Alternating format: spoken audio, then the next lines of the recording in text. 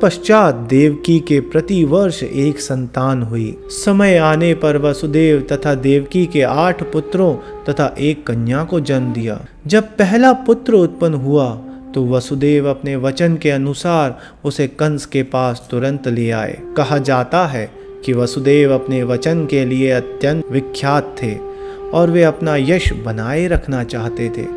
यद्यपि नवजात पुत्र को कंस के हाथों में सौंपना वसुदेव के लिए अत्यंत कष्टप्रद था, किंतु इससे कंस अत्यंत प्रसन्न हुआ। वह वसुदेव के आचरण से कुछ दयाद्र हो उठा। वसुदेव के व्यवहार से कंस संतुष्ट हो गया। वह यह देखकर आश्चर्यचकित था कि वसुदेव ने अपने वचन का पालन किया। अतः उन पर दयालु तथा प्रसन्न होकर इस प्रकार बोलने लगा, हे वसुदेव, इस पुत्र को मुझे भेंट करने की कोई आवश्यकता नहीं है। मुझे इस पुत्र से कोई खतरा नहीं है। मैंने सुना है कि तुम्हारा तथा देवकी का 8वां पुत्र मुझे मारेगा, तो फिर मैं इस पुत्र को व्यर्थ ही क्यों स्वीकार करूं? तुम इसे वापस ले जा सकते हो।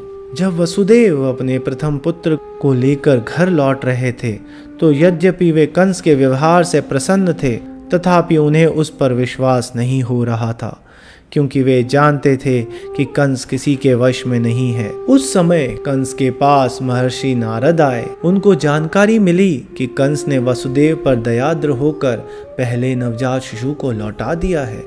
नारद अत्यधिक उत्सुक थे कि जितनी जल्दी हो सके भगवान कृष्ण अवतार लें। अतः उन्होंने कंस को सूचित किया कि एक और वृंदावन में नंद महाराज जैसे महापुरुष तथा ग्वाल एवं ग्वालों की पत्नियां और दूसरी और वसुदेव, उनके पिता शूरसेन तथा यदुवंशी वृषणी कुल में उत्पन्न उनके सारे संबंधी तथा उनके मित्र एवं शुभ चिंतक सभी वास्तव में देवता हैं। नारद ने कंस को आगाह किया कि वह उन सब से सावधान रहे, क्योंकि कंस तथा उसके सारे मित्र एवं सलाह देने वाले सभी असुर थे। असुरगण सदैव देवताओं से भयभीत रहते हैं। इस प्रकार नारद से विभिन्न परिवारों में देवताओं के प्रकट होने की जानकारी प्राप्त करके कंस तुरंत चौकन्ना हो गया। वह समझ गया कि चूंकि देवता अब प्रकट हो चुके हैं, अतः भगवान विष्णु का शीघ्र ही आगमन होगा। उसने तुरंत अपने बहनोई वसुदेव तथा बहन देवकी को बंदी बना लिया और उन्हें कारागार में डाल दिया। वसुदेव तथा देवकी लोहे की सांकलें पहने कारागार में प्रति वर्ष एक पुत्र को जन्म देते रहे और कंस प्रत्येक बालक को विष्णु का अवतार समझकर एक एक करके मारता रहा। वह 8वें पुत्र से विशेष रूप से भयभीत था, किंतु नारद के आने के पश्चात वह इस निष्कर्ष पर पहुंचा कि कोई भी बालक कृष्ण हो सकता है। अतः वसुदेव तथा देवकी से उत्पन्न सभी संतानों को मारना ही श्रेयस्कर होगा। नारद की कृपा से कंस अपने पूर्व जन्म से अवगत हुआ। उसे पता चला कि वह पूर्व जन्म में काल नेमी असुर था, जिसका वध विष्णु द्वारा हुआ था। उसने भोज परिवार में जन्म लेकर यह निश्चय किया था कि वह यदुवंश का घोर शत्रु बनेगा। क्योंकि कृष्ण उसी परिवार में जन्म लेने जा रहे थे, अतः कंस अत्यधिक भयभीत था कि वह पुनर्जन्म की ही भांति कृष्ण के हाथों मारा जाएगा। सर्वप्रथम उसने अपने पिता उग्रसेन को बंदी बना लिया, क्योंकि वह यदु, भोज तथा अंधक वंशों का प्रमुख राजा था। उसने वसुदेव के पिता शूरसेन के राज्य पर भी अधिकार जमा लिया और अपने आप को इन समस्त देशों का राजा घोषित कर दिया। जब कंस ने एक एक करके देवकी तथा वसुदेव के 6 शिशुओं का वध कर दिया, तो कंस के अनेक मित्र तथा परिजन उसके पास पहुंचे और उन्होंने प्रार्थना की कि वह इस जघन्य कर्म को त्याग दे, किंतु बाद में वे सब कंस के प्रशंसक बन गए। जब देवकी 7वीं बार गर्भवती हुई तो उनके गर्भ में अनंत नामक कृष्ण का पूर्ण अंश प्रकट हुआ। देवकी हर्ष तथा विषाद से अभिभूत थीं। वे हर्षित थीं क्योंकि उन्हें पता था कि उनके गर्भ में भगवान विष्णु ने आश्रय लिया है, किंतु साथ ही वे खिन्न थीं कि शिशु के उत्पन्न होते ही कंस उसका वध कर देगा। उस समय भगवान श्री कृष्ण ने कंस के द्वारा किए गए अत्याचारों से यदुओं की भयभीत स्थिति पर दयालु होकर अपनी अंतरंगा शक्ति योग माया को प्रकट होने का आदेश दिया। उन्होंने आदेश दिया कि योग माया व्रजभूमि वृंदावन में अवतरित हो, जो सदैव सुंदर गायों से पूरित तथा सुशोभित रहता है। वसुदेव की एक पत्नी रोहिणी वृंदावन में राजा नंद तथा रानी यशोदा के घर में निवास कर रही थी। भगवान कृष्ण योग माया से इस प्रकार बोले, देवकी तथा वसुदेव कंस के कारागार में बंदी हैं और इस समय मेरा पूर्ण अंश शेष देवकी के गर्भ में है। तुम शेष को देवकी के गर्भ से रोहिणी के गर्भ में स्थानांतरित कर सकती हो। इस व्यवस्था के बाद मैं अपनी समस्त शक्तियों के सहित स्वयं देवकी के गर्भ में अवतरित होने जा रहा हूँ। फिर मैं देवकी तथा वसुदेव के पुत्र के रूप में प्रकट होऊंगा। तब तुम वृंदावन में नंद यशोदा की पुत्री के रूप में प्रकट होना। जब भगवान ने योग माया को इस तरह आदेश दिया तो उसने उनकी प्रदक्षिणा की और तब उनकी आज्ञा अनुसार वह इस भौतिक जगत में प्रकट हुई। जब भगवान की परम शक्ति योग माया ने शेष को देवकी के गर्भ से रोहिणी के गर्भ में स्थानांतरित किया तो वे दोनों ही योग माया के वश में थीं, जिसे योग निद्रा कहते हैं। जब ऐसा हो चुका तो लोगों ने समझा देवकी का 7वां गर्भ विनष्ट हो गया। इस तरह यद्यपि बलराम देवकी के पुत्र रूप में अवतरित हुए, किंतु रोहिणी के गर्भ में स्थानांतरित किए जाने के कारण वह उनके पुत्र कहलाए। इस व्यवस्था के बाद अपने निष्काम भक्तों की रक्षा करने के लिए सदैव तत्पर रहने वाले भगवान श्री कृष्ण ने अपनी पूर्ण अचिंत्य शक्तियों के सहित संपूर्ण सृष्टि के स्वामी के रूप में वसुदेव के मन में प्रवेश किया।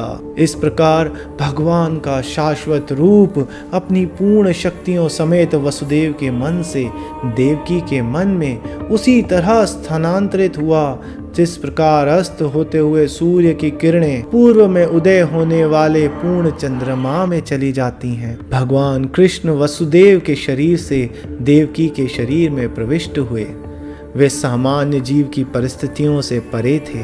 देवकी कंस के महल के कारागार की दीवालों के भीतर रखी गई थी, जिससे कोई भी उनके उस दिव्य सौंदर्य को देख नहीं सकता था जो उनके गर्भ में भगवान के आने से उत्पन्न हुआ था। किंतु कंस ने अपनी बहन के इस दिव्य सौंदर्य को देखा और वो तुरंत निष्कर्ष पर पहुंचा कि भगवान ने उसके गर्भ में शरण ले ली है। इसके पहले वह इतनी अधिक सुंदर कभी नहीं लगी थी। वह स्पष्ट रूप से समझ गया कि देवकी के गर्भ में कोई कौतूहल पूर्ण वस्तु अवश्य है। अतः कंस विचलित हो गया। उसे विश्वास था कि भविष्य में उसका वध करने वाले भगवान का आगमन हो चुका है।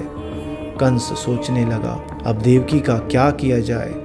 उसके गर्भ में निश्चित रूप से विष्णु या कृष्ण है, अतः यह निश्चित है कि कृष्ण देवताओं का उद्देश्य पूरा करने के लिए आ गए हैं।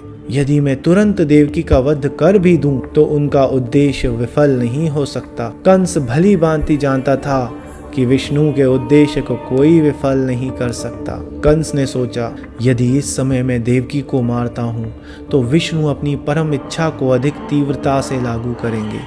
देवकी को इस समय मारना सबसे घृणित कार्य होगा। भले कोई कितनी ही विषम परिस्थिति में क्यों न हो, किंतु वह अपनी ख्याति नष्ट करना नहीं चाहता। यदि इस समय मैं देवकी को मारता हूँ तो मेरी ख्याति नष्ट हो जाएगी। आखिर देवकी एक अबला है और वह मेरी शरण में है। वह गर्भवती है और यदि मैं उसे मारता हूँ तो मेरी ख्याति, मेरे जीवन भर के पुण्यों का फल तथा मेरे जीवन की अवधि सब कुछ समाप्त हो जाएगा। कंस ने उस समय देवकी के वध के पक्ष और विपक्ष पर इस प्रकार से विचार किया। अंत में कंस ने देवकी को तुरंत न मारकर अपरिहार्य भविष्य की प्रतीक्षा करने का निर्णय लिया, किंतु उसका मन भगवान के प्रति शत्रुता से भर गया। वह धैर्यपूर्वक शिशु जन्म की प्रतीक्षा करने लगा, जिससे वह उनका वध कर सके, जैसा कि उसने देवकी के अन्य बालकों के साथ किया था। इस प्रकार भगवान के प्रति शत्रुता के सागर में निमग्न वह बैठे, सोते, चलते फिरते, खाते, काम करते, जीवन के सभी अवस्थाओं में कृष्ण तथा विष्णु के ही विषय में सोचने लगा। उसका मन भगवान के विचार में इतना लीन हो गया कि उसे अपने चारों ओर विष्णु या कृष्ण ही दिखते।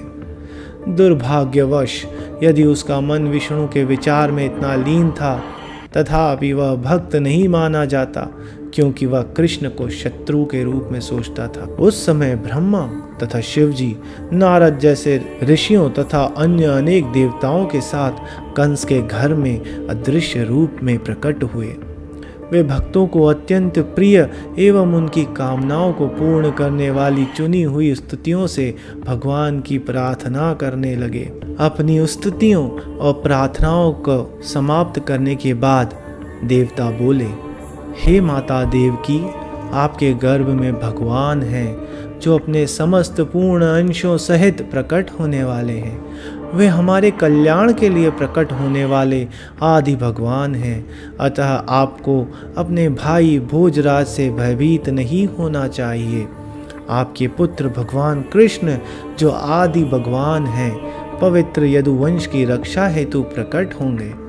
भगवान अकेले नहीं अवतार ले रहे, वे अपने पूर्ण अंश बलदेव के साथ होंगे। देवकी अपने भाई कंस से अत्यंत भयभीत थी, क्योंकि उसने उनके कई शिशु मार डाले थे। वे कृष्ण के विषय में अत्यंत चिंतित रहती थी।